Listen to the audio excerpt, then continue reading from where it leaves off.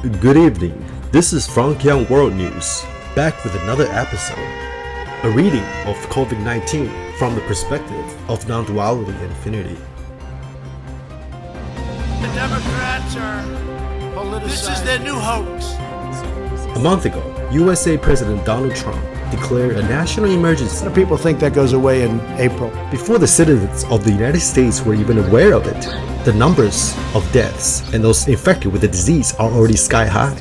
Today, more than 700,000 people in the US have been diagnosed with COVID-19 and nearly 40,000 people have died. The average death rate has been increasing exponentially due to a delayed response from the government. Inequality in social and economic structures is another factor in the inability of Americans to contain and respond to the virus collectively as a whole. The United States, with its individualistic creed and decentralization of power, hasn't yet imposed a national lockdown despite surpassing countries like Italy and France in the number of deaths who had already announced their lockdown. On top of culture fragmentation, the polarized political structure and decentralization of power is another reason why the response by the United States was so sluggish and slow relative to countries like Singapore, South Korea, and Taiwan, which grants world-class health system to all its citizens.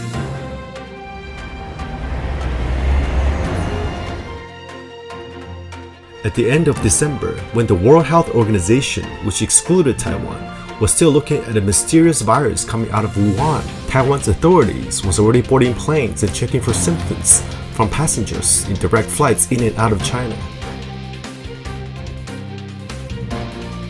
They were calling me every morning at 7 a.m. to wake me up to see if I was staying home like a good boy. I've been reading a lot of news and about politics. I never really got into the stuff before, feeling that collective dark night of the soul. I'm just picking up signals. Dream or stuff, it's still happening, still real. In the sense that it's, okay, if this is a dream right now, what's the difference between this dream right here, whether we call reality, and the dream that you and I have when we go to sleep? Well, the difference, I think, is that this dream that we call reality is the dream that we all agree on to be quote unquote real. And why do we agree upon this reality, this dream, to be real? And I think it's because this is the dream that is solidified enough for the collective consciousness, the collective individuals to all agree upon that it's real. Because this dream is solid, that's why the beings in there can agree upon its realness based on the shared solidity. So the two gives rise to each other. And consent of the shared dream further solidified the fabric of the dream itself. It is self-referential feedback loop. During states when individuals are not giving consent to this quote-unquote reality, our minds are less solidified, such as during sleep and dreams, night dreams, psychedelic trips, or in imagination. Meditation also softens the mind, make it more fluid and malleable. People that are in flow states are also less solidified and dissolve boundaries between self and universe. That's why you see those athletes or artists that are plugged into the source when they're creating. You say that they're manipulating the dreamscape.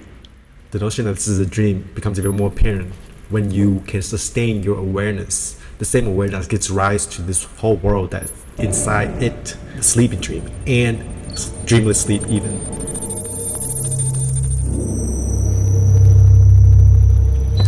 If you get to the point in your journey where you can perceive even the hardest object like this table, and you can just penetrate through it like it's totally empty, because I'm directly connected to the source of this emptiness that's vibrating.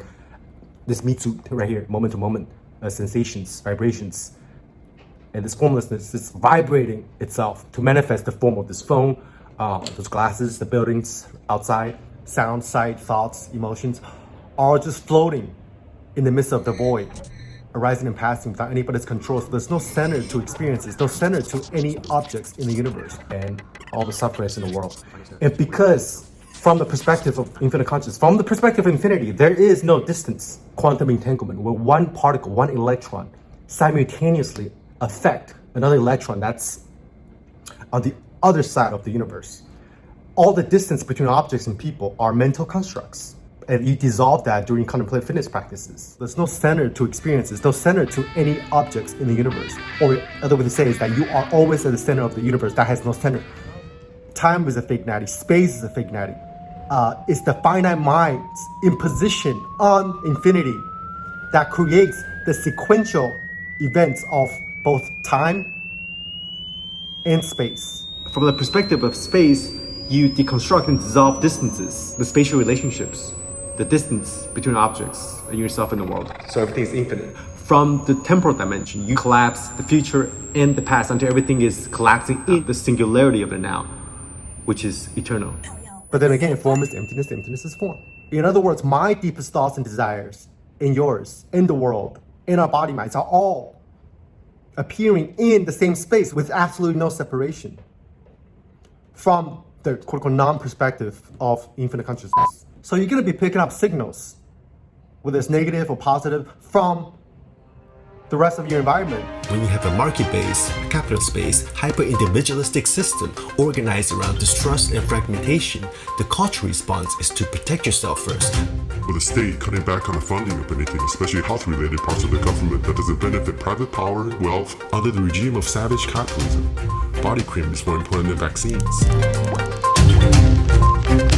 While the United States is having trouble containing the epidemic so far, due to its diversity and strong identity, smaller countries with no identity is much more versatile, resilient, and bouncy, like emptiness dancing. The former is like a house of cards, with the virus knocking it down like a hurricane quickly destroying a skyscraper without a strong foundation, while the latter is like a newborn infant. If you throw Ronnie Coleman's body down a flight of stairs, it's going to collapse into tiny fragments of muscle parts within muscle parts. But if you throw a baby down a flight of stairs, it's going to bounce right back into your arm. Both sides have their pros and cons. America has more innovation, self-expression, and individual thoughts.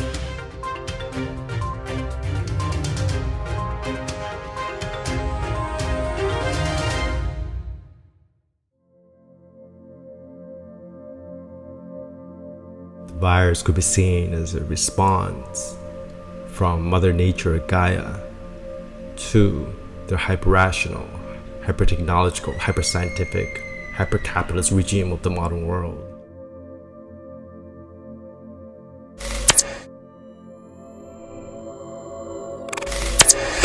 I'm creating a clone of myself.